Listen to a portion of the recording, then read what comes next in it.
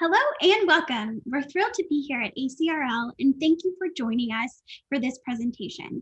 I'm Maggie and this is my colleague Kara. Hello. And today we'll be presenting a pathway for practitioners of information literacy and social justice. Our examples today will focus on our experience with introducing undergraduates to information privilege at our institution. Our goal is to provide a broader framework that you can apply to your institution in specific circumstances. Students on our campus regularly engage with social justice issues, from Black Lives Matter to DACA to transgender rights, and they're always seeking to learn more and do more about these topics and others. Their work inspires us and has taken on added urgency in light of the events of this past year, with people all over our nation disproportionately impacted by the dual viruses of COVID and racism. As librarians, we know that many of the problems we face in our country and our world are exacerbated by people not being able to access the information they need. We also believe that information access can be part of a way that we build solutions to these issues. We see it as our role to incorporate this work into our library instruction in order to give students more insight into their information environment and help them better understand the choices they have as information consumers and creators. As we know, there are challenges to prioritizing this type of work in the information literacy classroom environment, and that we need faculty partners to help us create opportunities for this type of student instruction. Today, we're eager to not just unpack our research data with you, but discuss how we encouraged faculty members to make time and space for discussions on information privilege with their students. We'll share our outreach methods and the way we incorporated subject-specific content into our lesson planning materials. While Maggie and I will be sharing our experiences at our own institution, we want to make sure that you have opportunities to reflect on how you can apply this at your institution and advocate for space in your information literacy programs for this work. We've included a reflection worksheet in our ACRL program materials, which we encourage you to download. We want you to be able to apply the information from the session to your own context. So throughout the session, we'll pose questions and indicate opportunities for you to pause this recording and jot down notes. To give you a bit of background on where we're coming from, Maggie and I work at Davidson College, a liberal arts college just north of Charlotte, North Carolina, with about 2,000 students. Davidson has a traditional student body with the majority of students between the ages of 18 and 22 and living residentially on campus. As research librarians, Maggie and I are part of the research, learning, and outreach team at the Davidson Library. Since Davidson is a small school, we work with students and faculty across the college and teach information literacy sessions for all disciplines and class levels. Maggie and I have opportunities to co-teach together several times a semester.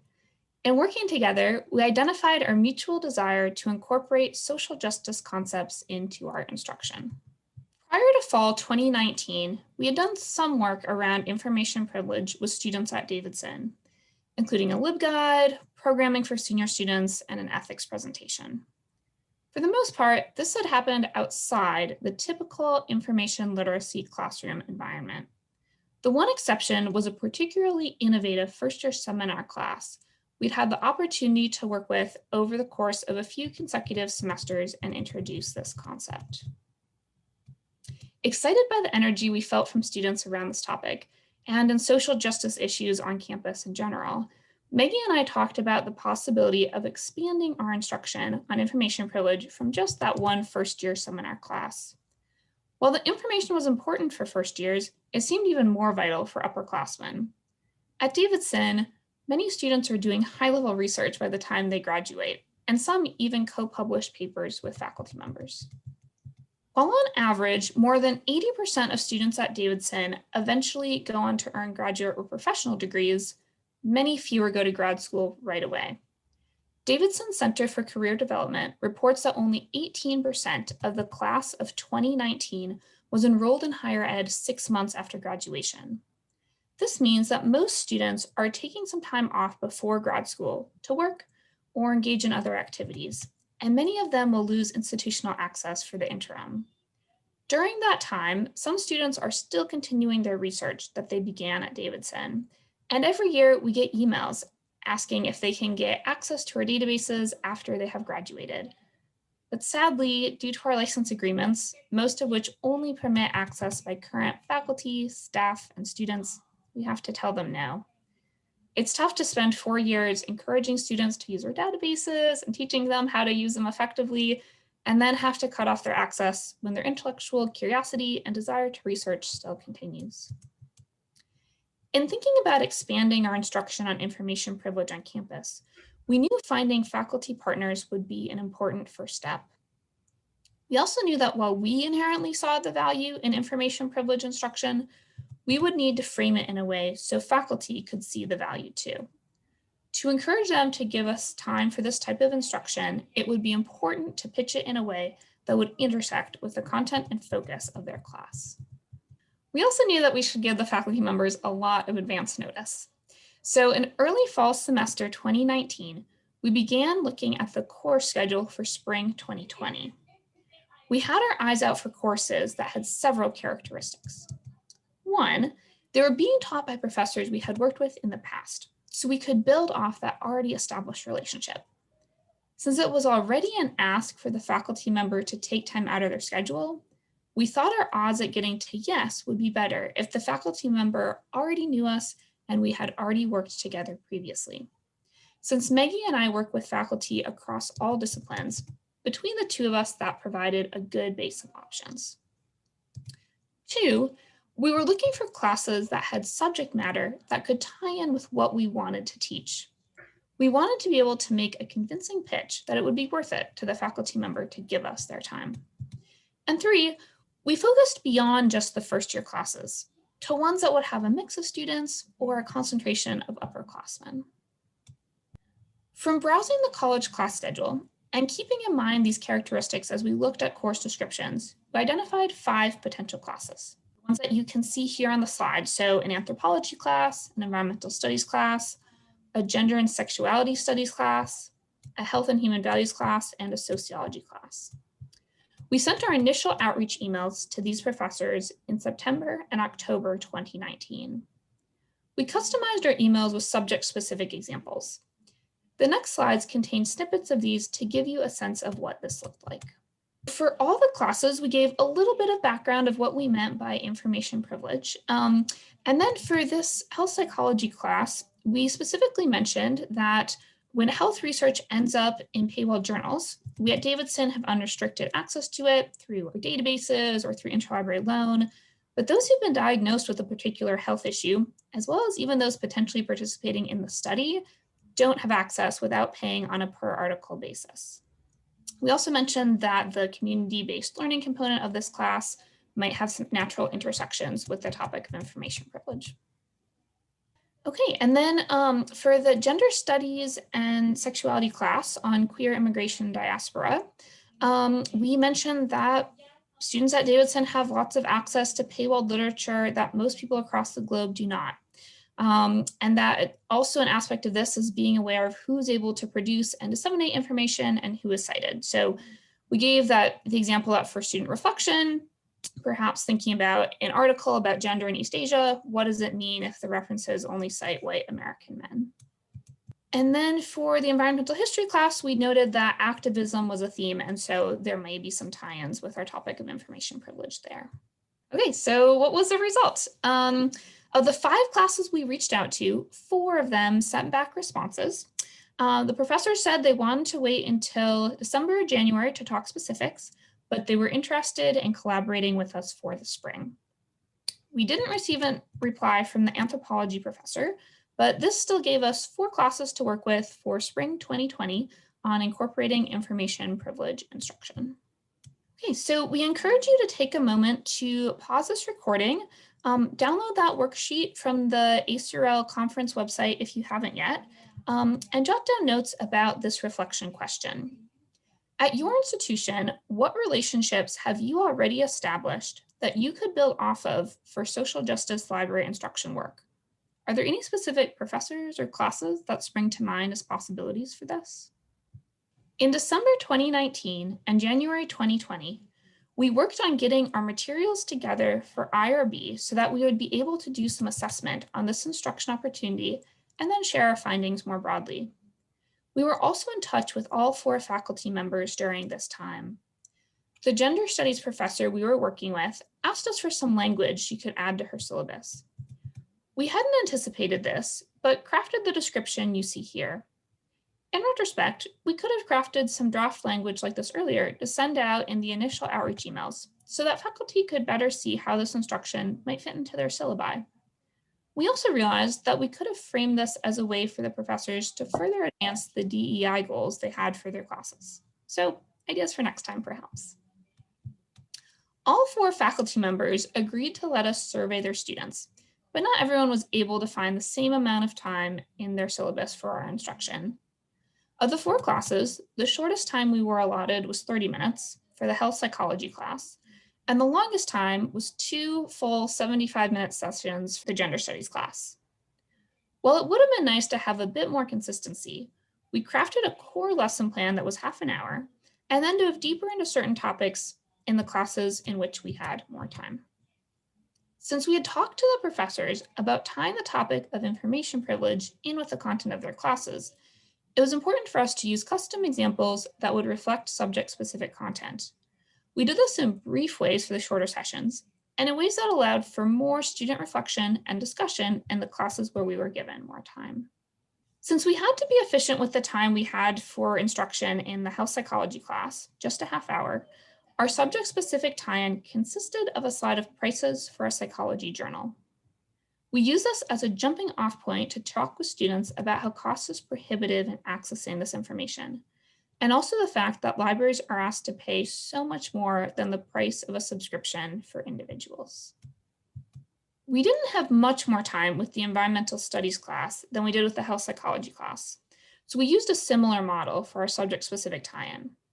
As you can see, we chose this environmental science and policy journal, and we were able to discuss the cost and the price variation between an individual and an institutional subscription. We had more time with the sociology class on marriage, divorce, and remarriage, and so we're able to go deeper with the subject-specific tie-in. We had students take a look at this article on how adolescent substance abuse correlates with marital status in adulthood, and point out that to buy it directly cost $44 for just this article, or $372 for the whole issue. Additionally, Davidson doesn't subscribe to this journal, so the students in this class would have to interlibrary loan it if they wanted to use it for their research project. The article uses data from the 2007 National Survey on Drug Use and Health, so we asked students to further reflect on the fact that the people who participated in the survey would themselves need to pay to access this article. Students had also recently drafted a bibliography for this class. So we had time for students to check the status of one of their journals in their bibliography in the open access aggregator Sherpa Romeo. We asked them to reflect on whether people with interest in the article would be able to access it without hitting a paywall. We were given the most time for instruction in the Gender and Sexuality Studies class on queer immigration and diaspora. We were thrilled and surprised to have 2 full class sessions, and that allowed us to dive deeper into the topic of information privilege with students. We had students look at this article, Queer Pilgrimage, the San Francisco Homeland and Identity Tourism, and think through its characteristics, including how open the information in it is. We pulled up Sherpa Romeo and dug into the details. This allowed us to discuss some of the nuances of open access.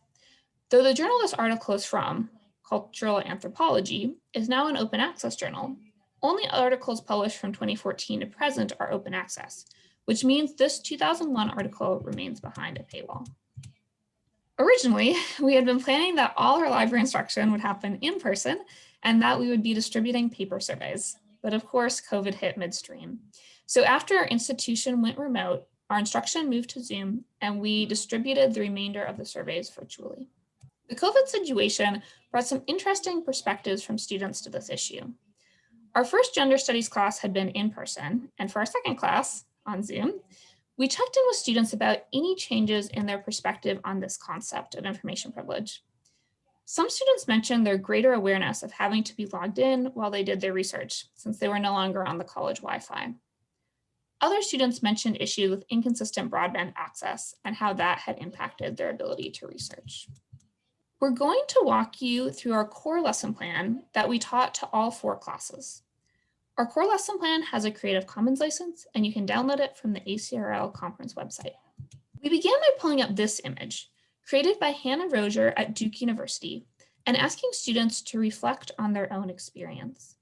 This image is based off the concept of the invisible knapsack that Peggy McIntosh coined in regards to white privilege. We felt like this gave us a perfect starting point to introduce students to the concept of information privilege in a way that felt relevant and personal, without having to jump into long explanations or academic jargon. In our discussions with students about this, several pointed out access to scholarly databases in high school as a point of interest for them on this graphic. Some students were surprised to learn that other high schools had access to these, and others hadn't realized that some high schools didn't have access to these type of scholarly databases. In this slide, we asked students to reflect on what other ways they felt supported as a scholar at Davidson. Some answers included the opportunity to check out laptops from our kiosk on campus and other equipment access, in addition to the support they received from their professors.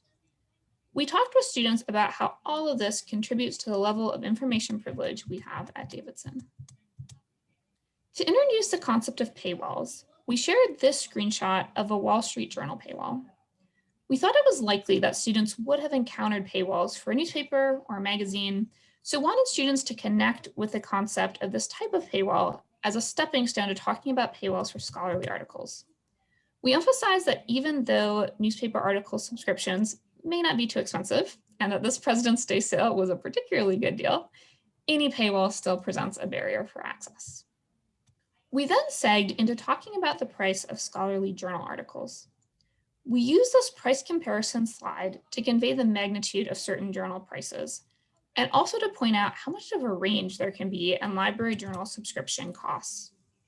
We also mentioned that these prices are for libraries and are considerably higher than the cost of a personal subscription to these journals. These numbers were attention-grabbing, and several students mentioned cost in their reflections, which Maggie will discuss more in a bit. We then got to the root of the cost issue, which is the fact that these information companies have monopolies, which creates these crazy subscription costs and means that libraries can't go elsewhere to obtain this information. The choice is to either pay these prices or to not have direct access at all. We had found this slide, this graphic that we used to help break down what is a pretty complicated economic issue into a more understandable visual. We also felt like the flowchart model hit the main points that we wanted to convey. It mentions faculty, publishers, copyright, and then brings it back to the access problem for libraries and students. And to delve into a bit more why faculty give away their research for free, mentioned on that previous graphic, we use this slide to talk through the many factors at work and the pressures that faculty face, including around tenure, which all filter into the economics of information. So this number, 7,616, is how many interlibrary loans were filled for students by our interlibrary loan staff during the 2018 to 2019 school year.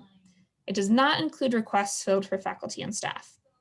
We use this as a way to illustrate that even with all the library databases we have access to at Davidson, there is still plenty of information that our college community needs, but doesn't have direct access to. So after walking through the economic aspects, we brought it back to this issue of privilege and who has access and who is locked out to get students thinking about the inequities and the imbalances inherent in our current information environment. We use this slide as a way to get students thinking about the possibilities beyond the system we've just been discussing and realize that other people have been working to find alternative models. So we broke down the alternate models into 2 different pathways. People who've worked within the system through initiatives like open access, Creative Commons, and self-archiving, and people who fought against the system. So we gave some background on 2 specific individuals, Aaron Schwartz, who downloaded over 4 million articles through an MIT guest user account as an act of protest, and Alexandra Albakian, the founder of Sci-Hub.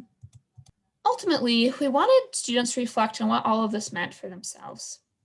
For the classes we had less time in, we left this question as a hypothetical for students to think on.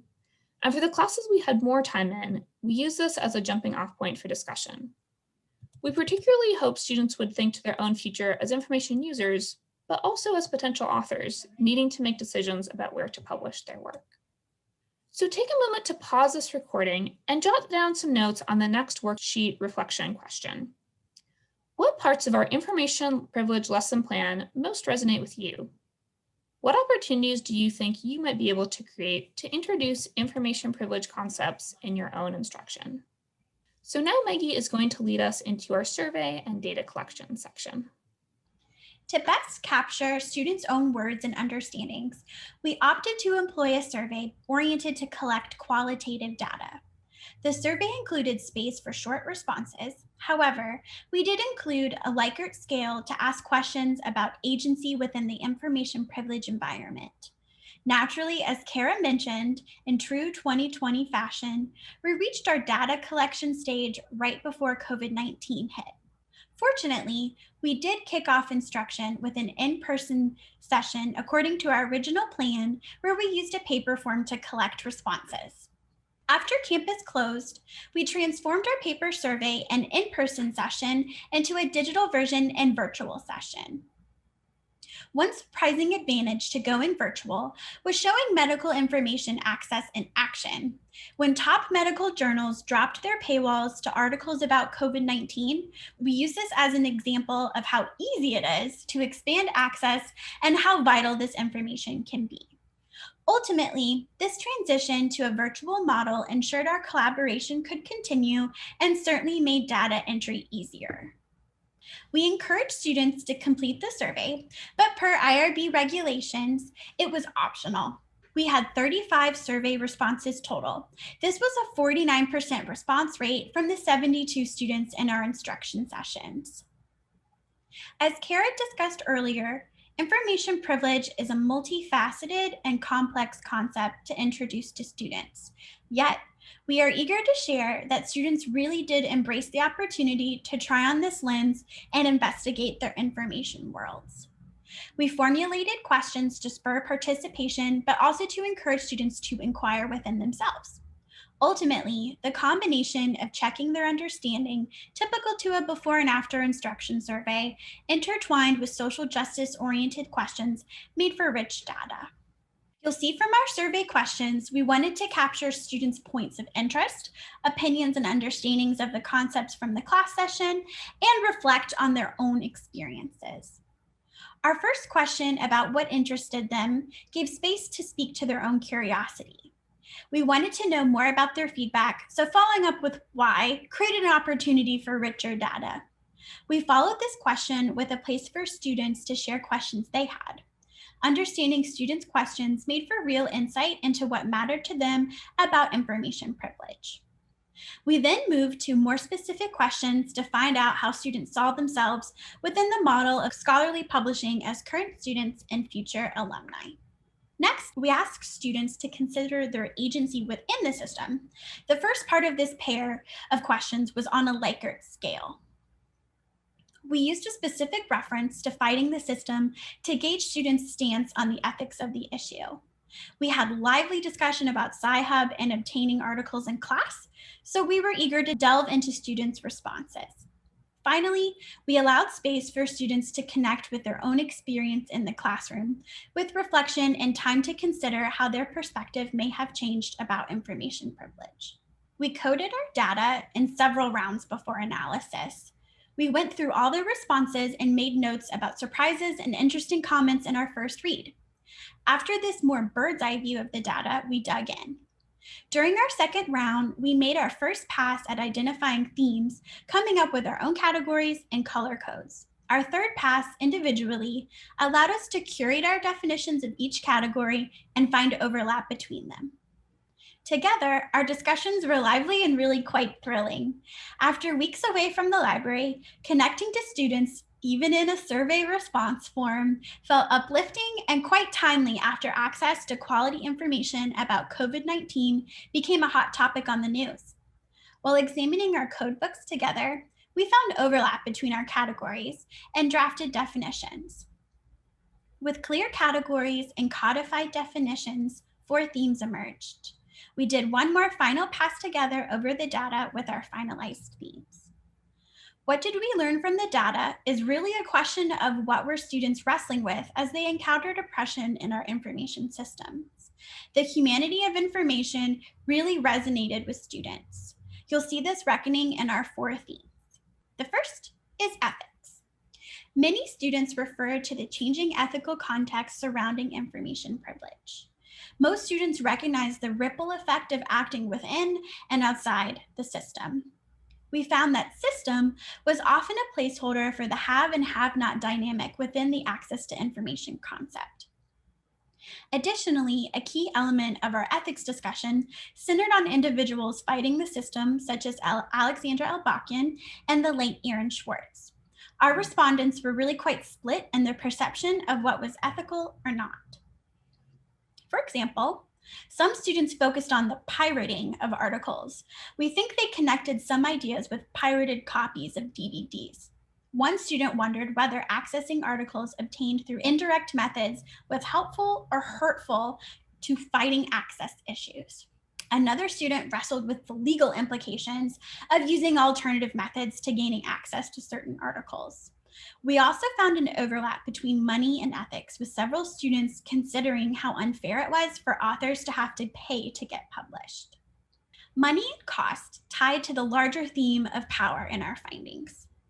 Our definition of power expanded to include students' discussion of gatekeeping, or the ivory tower, within scholarly publishing. Some students spoke in detail of their agency within the system, partly due to a direct question as a connection to the power dynamic within information privilege.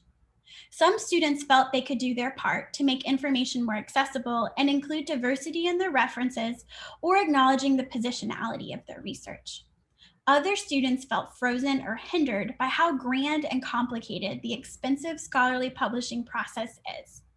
This included commentary about the high cost of journals and not paying researchers for their work. COVID-19 entered the discussion and really shook things up for the classes we worked with, examining the dissemination of health information, power dynamics, and focus for some students who mentioned this as a point of interest, but also a real moment of clarity about information privilege. Also within the discussion of power was the monopoly some information companies hold. Along with commentary on subscription prices, the monopoly of some vendors was the most common topic mentioned as a point of further interest within our survey. Some students were shocked. One student even called it terrifying. Overall, the power theme included responses where we could see students making real sense of information privilege. Our next major theme was temporality, or an expressed awareness of how time plays into their roles within this information privilege system, especially as these roles relate to their time as a student. The responses discussing temporality revealed students' understanding of how contextual information privilege is. They wondered what life would be like without all this information at their fingertips. Some mentioned their time as a high school student as another moment of clarity for them as they thought about what was available to them at Davidson. Students included some mentions of distance learning being part of their changing roles and the timeframe that COVID-19 placed on their access. This flow of time also included life after graduation. It had some students scratching their heads about where they would be able to read recent research. One student even mentioned access to research articles as a motivator to attend graduate school. While this may not be their only motivation to go to grad school, such commentary gave us understandings of how students incorporate the concept of time within their definitions of information privilege. Finally, interlibrary loan is an incredibly popular and well-used service at our library, as Kara mentioned. Several respondents included how interlibrary loan was part of their way of getting what they needed for their research.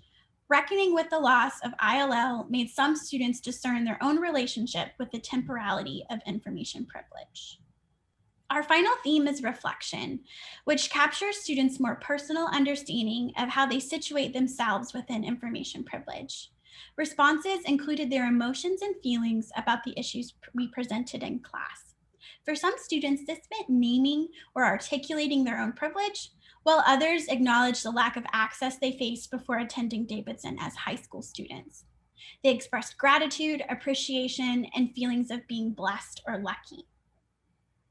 Students reflected on their own positions and experiences across 3 separate questions in the survey and often left the final space created for the reflection blank. It was intriguing to watch students unfold their experience organically after the session. Ultimately, this self reflection allowed us, as librarians and researchers, to recognize how students place themselves within their information worlds. Now, let's take a closer look at student responses. We will explore each theme with a sampling of quotes. Feel free to pause to read the full text. You'll see that students understood the complexity of ethics and information privilege, and their opinions were split. Go ahead and pause if you need it. For temporality, students mentioned Davidson's level of access frequently. We also saw several students reflect on COVID-19 as a new hurdle within information access issues. Within our theme of power, students reckoned with the expanse of the information privilege in their discussions of power and money. Here, you'll see one student commenting on their own agency within the system. And within the reflection theme, we saw quite a bit of range. We've compiled some examples to show the variety. First, some students expressed anger and frustration. Others tempered those feelings with gratitude. We also saw students getting engaged and fired up. While we headed into this journey with a desire to see how students would reflect on information privilege, ultimately this project has encouraged us to examine our information literacy program. As a small school, we touch or work with a large slice of our student body. We have to remain quite flexible with this approach, customizing the lesson, activities, and flow of conversation with each instance in the classroom. Working on this research has revealed that we can introduce social justice topics not as disparate pieces to inject, but rather a core concept to layer in and embed in our teaching. We found that it's not hard to incorporate social justice topics, especially when faculty have a stake in these issues and students already have a buy-in by being in the class. There really is a willingness to tackle these issues. An information literacy setting is certainly an appropriate place for this type of discussion and wrestling with this content. We shouldn't think of ourselves as separate from that, but really integral in discussing hard topics. Whether you have just 5 minutes for the knapsack reflection at the beginning of a class, or maybe you realize a professor is willing to let you have way more time than you thought, and you end up doing multiple sessions. Either way, you can make space for this work. We have one last reflection question as we wrap up today. As we conclude the session, consider how to get started. What is your next step to incorporate social justice topics into your information literacy classroom? These could be ideas about small activities to a full-on partnership. It's been wonderful to spend this time with you, and we appreciate you taking the time to join us. We encourage you to reflect on what you've written on the handout as you work towards implementing your ideas around information privilege or other social justice concepts at your own institution. We hope this is just the beginning of the conversation, and we welcome your questions and look forward to engaging in discussion with you. Thank you. Thanks so much.